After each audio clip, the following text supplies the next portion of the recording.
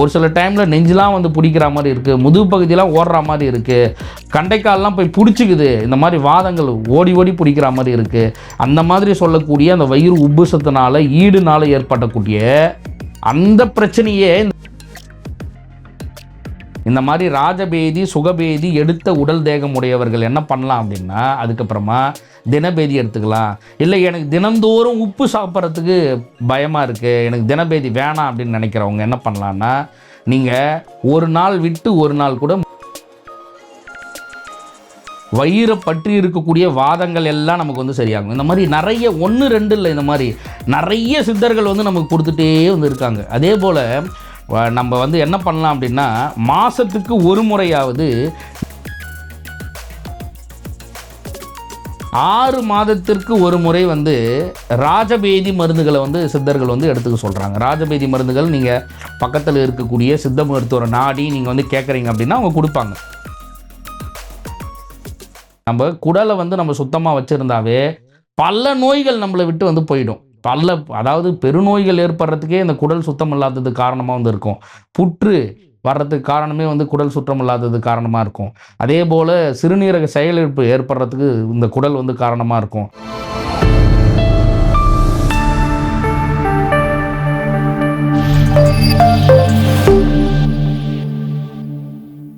Cosmo health நேயர்களுக்கு வணக்கம். குடல் சுத்தம், இந்த குடல் சுத்தம் வந்து எல்லா நோய்களுக்குமே ஒரு அடிப்படையாக இருக்கிறதே வந்து குடல் தான். சாதாரணமாக வாயில் துர்நாற்றம் ஏற்படுதா, குடல் சுத்தமாக இல்லை. வாயில் புண்ணு ஏற்படுதா, குடல் சுத்தமாக இல்லை. கண்ணில் கருவிழி நமக்கு வந்து கரு வளையம் ஏற்படுதா, குடல் வந்து சுத்தமாக இல்லை. முகப்பொலிவே இல்லையா, குடல் வந்து சுத்தமாக இல்லை. முடி உதிர்வு ஏற்படுதா, குடல் சுத்தமாக இல்லை. மூட்டு வலி ஏற்படுதா, குடல் சுத்தமாக இல்லை. வயிறு உப்புசமாயிடுதா, குடல் சுத்தமாக இல்லை. சாப்பிட்ட உடனே வயிறு வலி ஏற்படுதா, இல்லை வயிறு நொந்து வந்து மலம் போகுதா, குடல் வந்து சுத்தமாக இல்லை. இந்த மாதிரி சாதாரணமாக இருக்கக்கூடிய நோய்கள்லேருந்து பெருநோய்கள் வரையும் ஏற்படுறதுக்கு ஒரு பெரிய காரணமாக இருக்கிறதுக்கே வந்து குடல் தான். நம்ம என்ன பண்ணுறோம், வயிறை வந்து குப்பை தொட்டியாக நினச்சி தேவையற்ற குப்பைகளை வந்து உணவாக நம்ம உள்ளே போட்டு போட்டு போட்டு போட்டு ஒரு கழிவுநீர் தொட்டி மாதிரியே நம்ம வயிறை வந்து நம்ம வந்து பார்க்குறோம். அப்படி இருக்கக்கூடிய இந்த குடலை என்னென்னலாம் பண்ணி நம்ம வந்து சுத்திகரிப்பு வந்து செய்யலாம். எளிமையாக வீடுகள்லையே முதல்ல நீங்கள் வந்து செய்ய வேண்டியது என்னென்னா, உணவு முறைகளை கண்டிப்பாக மாற்றுங்க. துரித உணவுகள் சாப்பிடாதீங்க. உடலுக்கு தீங்கு விளைவிக்கக்கூடிய உணவுன்னு சொல்லிட்டு தெரிஞ்சே நாக்குக்கு மட்டும் சுவை இருந்தால் போதும் அப்படின்னு சொல்லிட்டு சாப்பிடக்கூடிய உணவுகளை வந்து குறைச்சிக்குங்க. அதிக அளவு புளிப்பு இருக்கக்கூடிய உணவுகளையும், அதிக அளவு காரம் இருக்கக்கூடிய உணவுகளையும், அதிக அளவு உப்பு இருக்கக்கூடிய உணவுகளையும் கண்டிப்பாக வந்து குறைச்சிக்குங்க. ஏன் நோய்கள் வருது அப்படின்னு சொல்லிட்டு காரண காரியங்கள் இல்லாமலே பல நோய்கள் வந்து நமக்கு வந்துட்டே வந்து இருக்கு. ஆனால் நம்ம என்ன பண்ணுறோம், உடலுக்கு நோயை அளிக்கும் அப்படின்னு சொல்லிட்டு தெரிஞ்சே நிறைய உணவு முறைகளை நம்ம வந்து எடுத்துக்கிறோம். உடலுக்கு கெடுதல் விளைவிக்கும் அப்படின்னு சொல்லிட்டு தெரிஞ்சே நிறைய உணவுகளை வந்து நம்ம வந்து எடுத்துக்கிறோம் கண்டினியூவாக. கீரைகள்லாம் ஒரு சிலருக்கு சாப்பிடவே பிடிக்கல. காய்கறிகள்லாம் இருந்தால் உணவுலேருந்து எடுத்து எடுத்து பொறிக்க வச்சிடுறாங்க. காய்கறிகளே இப்போ நான் வந்து என்ன சொல்கிறேன், ரசாயனங்கள் பல போட்டு விளையுது, கீரைகளே ரசாயனம் போட்டு விளையுது. அதையாவது நம்ம சுத்தமானதாக பார்த்து நம்ம எடுத்துக்கணும் அப்படின்னு சொல்லிட்டு பேசிகிட்டு இருக்கேன். ஆனால் நம்ம என்ன பண்ணுறோம், துரித உணவுகளை நிறைய நம்ம எடுத்து எடுத்து எடுத்து நம்ம உடலை வந்து கெடுத்துக்கிட்டே இருக்கும். குடல் வந்து சுத்தமாக இருந்து உங்களுக்கு பற்பல நோய்கள் ஏற்படுது அப்படின்னா ரொம்ப சீக்கிரமாக வந்து சரியாயிடும். இந்த குடல் சுத்தம் பண்ணுறதுக்கு தினந்தோறும் என்ன பண்ணலாம், தினபேதி அப்படின்னு சொல்லிட்டு சித்தர்கள் வந்து கொடுத்துருக்காங்க. தினபேதி டெய்லி வந்து நம்ம உடலில் இருக்கக்கூடிய கழிவு, குடலில் இருக்கக்கூடிய கழிவு தினந்தோறும் வெளியேறதுக்கு தினபேதி வந்து கொடுத்துருக்காங்க. என்ன மூலிகைன்னா ரொம்ப எளிமையாக கிடைக்கக்கூடிய முருங்கைக்கீரை. இந்த முருங்கைக்கீரையை தினந்தோறும் நல்ல சூப்பு மாதிரி வச்சுட்டு முருங்கைக்கீரையை இடித்து சூப்பு வைக்கணும். ஒன்றும் பாதியமாக நல்லா இடிச்சிட்டு சூப்பு மாதிரி வடித்து ஃபில்டர் பண்ணிவிட்டு அதில் வறுத்த உப்பை நல்லா கலந்துட்டு அதை வந்து தினந்தோறும் நீங்கள் வந்து காலையில் வெறும் வயிற்றில் தூங்கி எழுந்த உடனே நல்லா இதை குடிச்சிட்டோம் அப்படின்னா நல்ல உடலில் இருக்கக்கூடிய அந்த கழிவுகள், குடலில் இருக்கக்கூடிய கழிவுகள் எல்லாம் வெளியேறிடும். ஆனால் முதல்லையே நம்ம வந்து பேதிக்கு அப்படின்னு சொல்லக்கூடிய மருந்தை எடுத்துட்டு அதுக்கப்புறமா தினபேதிகள் எடுத்துக்கிறது நல்ல சுகம் அளிக்கிறது தான் வந்து இருக்கும். 6 மாதத்திற்கு ஒரு முறை வந்து ராஜபேதி மருந்துகளை வந்து சித்தர்கள் வந்து எடுத்துக்க சொல்கிறாங்க. ராஜபேதி மருந்துகள் நீங்கள் பக்கத்தில் இருக்கக்கூடிய சித்த மருத்துவரை நாடி நீங்கள் வந்து கேட்குறீங்க அப்படின்னா அவங்க கொடுப்பாங்க. வெத்தலை அனுபானமாக வச்சோ, சுக்கு அனுபானமாக வச்சோ, வெள்ளத்தில் அனுபானமாக வச்சோ வந்து தருவாங்க. அதாவது வாதப்பித்த கபதேகிகளுக்கு ஏற்ற மாதிரி உங்களுடைய நாடி பார்த்து, இல்லை உங்களை பார்க்கும்போதே சொல்லிவிடுவாங்க, நீங்கள் வாத தேகி நீங்கள் வெத்தலையில் சாப்பிடுங்க, நீங்கள் கபதேகி நீங்கள் சுக்கில் சாப்பிடுங்க அப்படின்னு சொல்லிடுவாங்க. நீங்கள் பார்க்கும் போதே வந்து சொல்லிடுவாங்க. அப்போ அந்த உடல் தேகத்துக்கு ஏற்ற மாதிரி அந்த ராஜபேதி மருந்துகளை முறையான அனுபானங்களில் நம்ம எடுத்துக்கிறோம் அப்படின்னா நம்ம குடலில் இருக்கக்கூடிய மொத்த கழிவுகளையுமே, ராஜபேதின்றது ரொம்ப வயிற்ற பிரட்டி நம்ம ரொம்ப தாங்க முடியாத வலியை கொடுத்து அந்த கழிவுகளை மொத்தமாக வந்து எடுத்துரும். ராஜபேதிகள்லாம் வந்து மருந்து ஈடு அப்படின்னு சொல்லுவாங்க. அதாவது இடு மருந்து வச்சுட்டாங்க, ஈடு குத்துட்டாங்க, அவங்களுக்கு வயிறுலாம் எப்பயுமே உப்புசமாக இருக்குது, சாப்பிட்டாவே அவங்களுக்கு வந்து அவங்க ஒரு மாதிரி அகோரமாக இருக்கிறாங்க, அவங்க பார்க்குறது உணவும் வந்து ரொம்ப கம்மியாக சாப்பிடுவாங்க, ஆனால் பார்க்கும் போது அவங்க குடல் வந்து ரொம்ப பெருசாக இருக்கும், வயிறு கல் மாதிரி ஆகிடுது, எந்த நேரமும் வயிறு வலி இருந்துகிட்டே இருக்குது, எனக்கு சும்மா தொட்டால் கூட வலிக்கும், எனக்கு வாதம் அங்கங்கே ஓடி ஓடி பிடிக்கக்கூடிய வாதமாக வந்து இருக்குது, ஒரு சில டைமில் நெஞ்செலாம் வந்து பிடிக்கிற மாதிரி இருக்குது, முதுகு பகுதியெல்லாம் ஓடுற மாதிரி இருக்குது, கண்டைக்காலெலாம் போய் பிடிச்சிக்குது, இந்த மாதிரி வாதங்கள் ஓடி ஓடி பிடிக்கிற மாதிரி இருக்குது.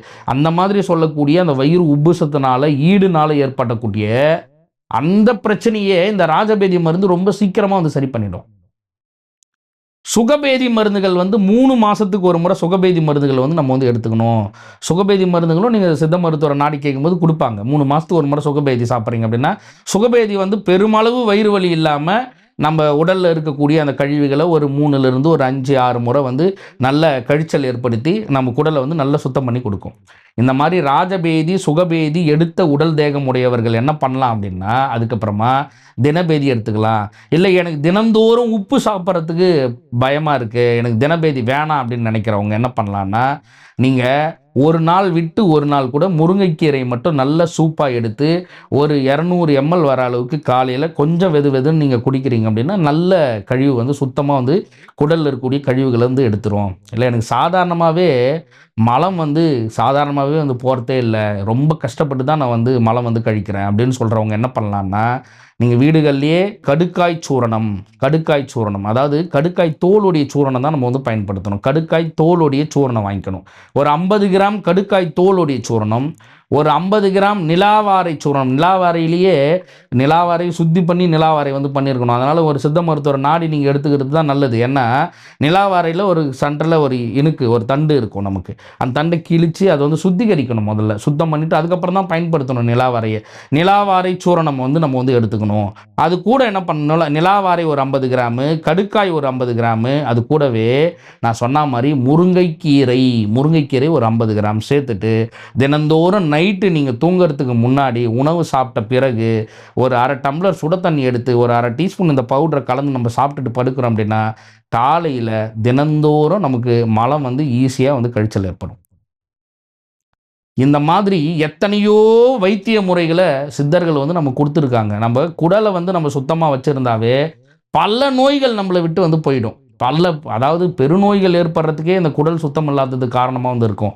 புற்று வர்றதுக்கு காரணமே வந்து குடல் சுத்தம் இல்லாதது காரணமாக இருக்கும்.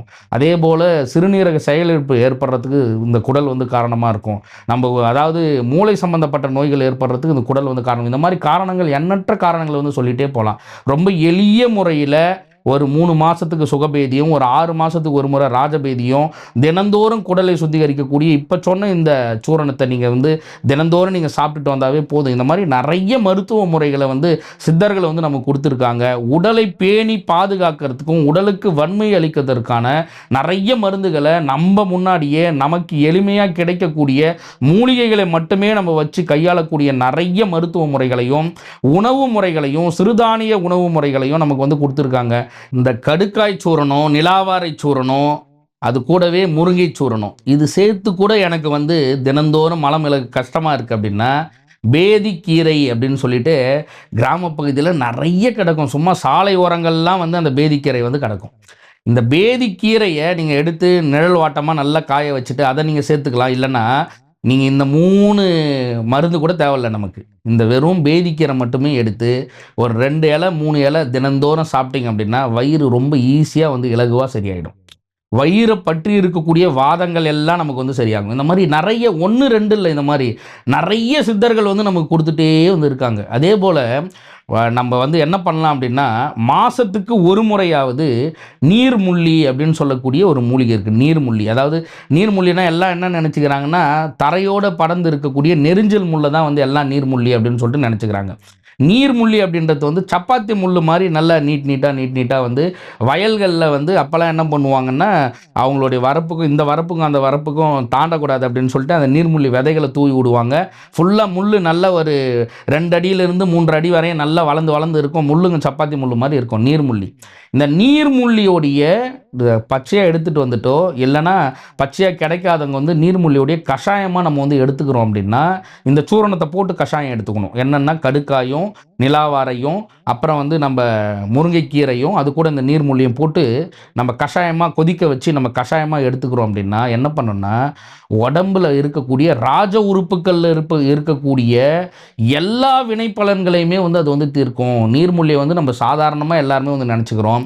நீர்முள்ளியோடைய சமூலத்தை நீங்கள் பச்சையாக கிடைக்குது அப்படின்னா அப்படியே இடித்து அந்த சாரை நம்ம வந்து குடிக்கிறோம் அப்படின்னா மாதத்தில் ஒரு நாள் நம்ம எடுத்துக்கிறோம் அப்படின்னா டீடாக்சின் வந்து இதை விட ஒரு மூலிகை வேறு எதுவுமே வந்து செய்யாது. அந்த அளவுக்கு வந்து ரொம்ப அற்புதமான செயலை வந்து இந்த நீர்மூலி வந்து நமக்கு வந்து செய்யும். இந்த மாதிரி சொல்லிகிட்டே வந்து இருக்கலாம். எத்தனையோ மூலிகைகளை வந்து சித்தர்களை வந்து நமக்கு கொடுத்துட்டே இருக்காங்க. இந்த மாதிரியான பல மருத்துவ முறைகளை நமக்கு வந்து சித்தர்களை வந்து கொடுத்துருக்குறாங்க. இப்போ நம்ம வந்து இந்த குடல் சுத்தம் பண்ணுறதுக்கான சித்தர்கள் கொடுத்த சித்த மருத்துவ மூலிகைகளை வந்து நம்ம வந்து பார்த்தோம். இந்த மாதிரி நிறைய மருத்துவ முறைகள் வந்து சித்தர்கள் வந்து கொடுத்துட்டே இருக்காங்க. முறையான சித்த மருத்துவர்களை நாடி சித்த மருத்துவம் வந்து எடுத்துக்கங்க. நன்றி, வணக்கம்.